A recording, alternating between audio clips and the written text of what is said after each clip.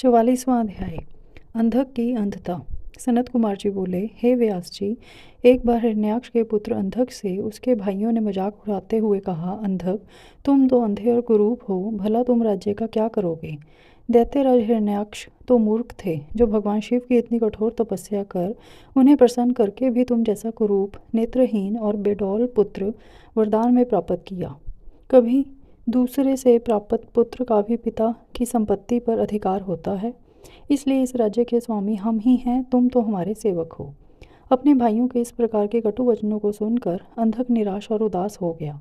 रात के समय जब सब सो रहे थे तो वह अपने राजमहल को छोड़कर निर्जन, सुनसान और भयानक डरावने वन में चला गया। वहाँ उस सुनसान वन में जाकर उसने तपस्या आरंभ कर दी। वह 10,000 वर्षों तक घोर तपस्या करता रहा, परंतु जब कोई परिणाम नहीं निकला तो उसने अपने शरीर को अग्नि में जलाकर होम करना चाहा। ठीक उसी समय स्वयं ब्रह्मा जी वहाँ प्रकट हो गए। ब्रह्मा जी बोले, पुत्र अंधक, मांगो, क्या मांगना चाहते हो। मैं तुम्हारी तपस्या से बहुत प्रसन्न हूँ।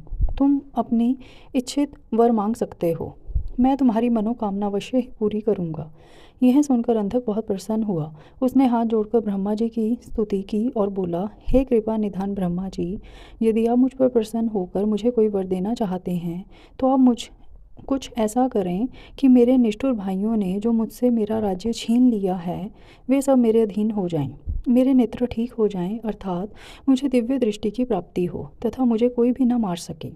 वह देवता, गंधर्व, यक्ष, किन्नर, मनुष्य, नारायण अथवा स्वयं भगवान शिव ही क्यों न हो। अंधक के इन वचनों को सुनकर ब्रह्मा जी बोले, हे अंधक, तुम्हारे द्वारा कही हुई दोनों बातों को मैं स्वीकार करता हूँ, परंतु इस संसार में कोई भी अजर अमर नहीं है। सभी को एक ना एक दिन काल का ग्रास बनना पड़ता है। मैं सिर्फ तुम्हारी इतनी मदद कर सकता हूँ कि जिस प्रकार की और जिसके हाथ से तुम चाहो अपनी मृत्यु प्राप्त कर सकते हो। तब ब्रह्मा जी के वचन सुनकर अंधक कुछ देर के लिए सोच में डूब गया। फिर बोला, हे प्रभु, तीनों कालों की उत्तम, मध्यम और नीच नारियों में से जो भी नारी सबकी जननी हो, सब में रतन हो, जो सब मनुष्यों के लिए दुर्लभ तथा शरीर व मन के लिए अगमय है, उसको अपने सामने पाकर जब मेरे अंदर काम भावना उत्पन्न हो, उसी समय मेरा नाश हो। इस प्रकार का वरदान सुनकर ब्रह्मा जी ने तथास्तु कहा और उससे बोले, दैतेंद्र, तेरे सभी वचन अवश्य ही पूरे होंगे। अब तू जाकर अपना राज्य संभाल। ब्रह्मा जी के वचन सुनकर अंधक बोला, हे भगवान, अब मेरा शरीर इस लायक नहीं रहा कि मैं युद्ध कर सकूं। अब तो मेरे शरीर में सिर्फ नसें और हड्डियां ही बची हैं। अब मैं कैसे युद्ध कर पाऊंगा और अपनी शत्रु सेना को परास्त कर पाऊंगा। इस प्रकार के वचनों को सुनकर ब्रह्मा जी मुस्कुराए और उन्होंने अंधक के शरीर का स्पर्श किया। उनके स्पर्श करते ही अंधक का शरीर भरा पूरा हो गया। अब वह परम शक्तिशाली योद्धा जान पड़ता था, जिसके सामने अच्छे से अच्छा वीर भी न टिक पाए। इस प्रकार अंधक को मनवांछित वर देकर ब्रह्मा जी वहाँ से अंतर्धान हो गए। तत्पश्चात अंधक भी प्रसन्नतापूर्वक अपने घर की ओर चल दिया। जब अंधक ने अपने राज्य में प्रवेश किया तो यह जानकर कि अंधक को ब्रह्मा जी से वरदान प्राप्त हुआ है, सारे दानव उसके वश में होकर उसके दास बनकर रहने लगे। तब अंधक ने विचार किया कि हमें दैत्य साम्राज्य का विस्तार करना चाहिए और अपने घोर शत्रु देवताओं को पराजित करके उनके राज्य पर अपना अधिकार स्थापित कर लेना चाहिए। यह सोचकर दैत्यराज अंधक ने अपनी विशाल दैत्य सेना के साथ स्वर्गलोक पर आक्रमण कर दिया और स्वर्ग पर अपना आधिपत्य जमाकर देवराज इंद्र को अपना बंधक बना लिया। तत्पश्चात उसने नागों, सुपर्णों, श्रेष्ठ राक्षसों, गंधर्वों, यक्षों, मनुष्यों, ऊंचे ऊंचे पर्वतों और भयानक वृक्षों और सिंहों को भी युद्ध में परास्त कर अपने अधीन कर लिया। अंधक मदांध होकर कुमार्गी हो गया। उसने स्वर्ग, भूतल और रसातल की सर्वश्रेष्ठ सुंदरियों को अपनाकर उनके साथ रमणीय विहार किया। दिन पर दिन वह बुराई के दलदल में धंसता जा रहा था। उसने वैदिक धर्म का पूर्णतः त्याग कर दिया था।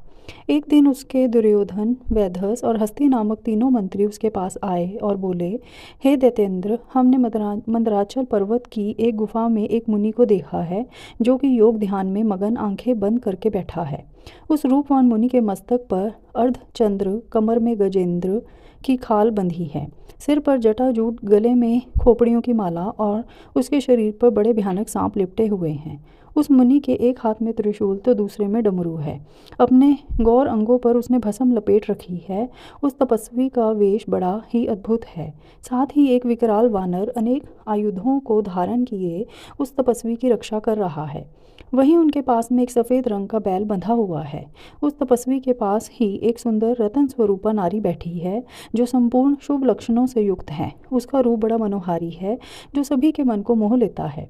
उसने सुंदर मूंगे, मोती, मणियों और सोने के रतन जड़ित आभूषणों को धारण किया हुआ है। वह इतनी रूपवती है कि जो उसे एक बार देख लेता है उसकी आंखों का होना सफल हो जाता है। उस परम सुंदरी को एक बार देख लेने के बाद संसार की अन्य किसी स्त्री को देखने की आवश्यकता ही नहीं पड़ेगी। स्वामी, आप इस त्रिलोक के अधिपति हैं। आपके पास इस संसार की सभी बहुमूल्य और अमूल्य धरोहर हैं। ऐसी परम सुंदरी रूपवती नारी को भी आपके अनमोल राज्य की शोभा बढ़ानी चाहिए।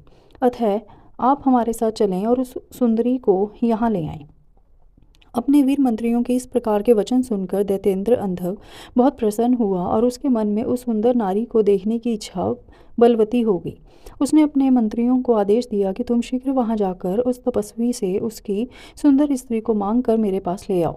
अपने स्वामी दैत्यराज अंधक की आज्ञा पाकर वे तीनों मंत्री पुनः उसी स्थान पर गए और भगवान शिव से बोले, हे महातपस्वी ब्राह्मण, हमारे स्वामी दैत्यराज अंधक आपकी बहारिया की सुंदरता के विषय में जानकर उन पर मोहित हो गए हैं और उन्हें अपनी पटरानी बनाना चाहते हैं। आप सहर्ष उन्हें हमें सौंप दें। उनके ऐसे वचनों को सुनकर शिवजी को बहुत क्रोध आया, परंतु वे फिर भी सिर्फ इतना ही बोले, दैत्यों, ये मेरी भार्या हैं। ये स्वयं शक्ति संपन्न और सिद्धि रूपा हैं। देवी स्वयं अपने भक्तों के कष्टों को दूर करती हैं। आप अपनी परेशानी इन्हें बताइए, ये अवश्य ही आपके दुखों को दूर करेंगी। भगवान शिव के ये वचन सुनकर क्रोधित और मदान्ध दैत्य और कुछ न बोले और वहाँ से वापस आ गए। तब दैत्यराज अंधक को उन्होंने वहाँ घटित हुई सारी बातें बढ़ा चढ़ाकर बताईं, जिन्हें सुनकर दैत्येंद्र का क्रोध सातवें आसमान पर चढ़ गया। तब वह मूढ़ बुद्धि दैत्य सुंदरी को देखने के लिए आतुर हो उठा। उसने स्वयं वहाँ जाकर उस रत्नों में सर्वश्रेष्ठ रतन को अपने साथ लाने का निश्चय किया।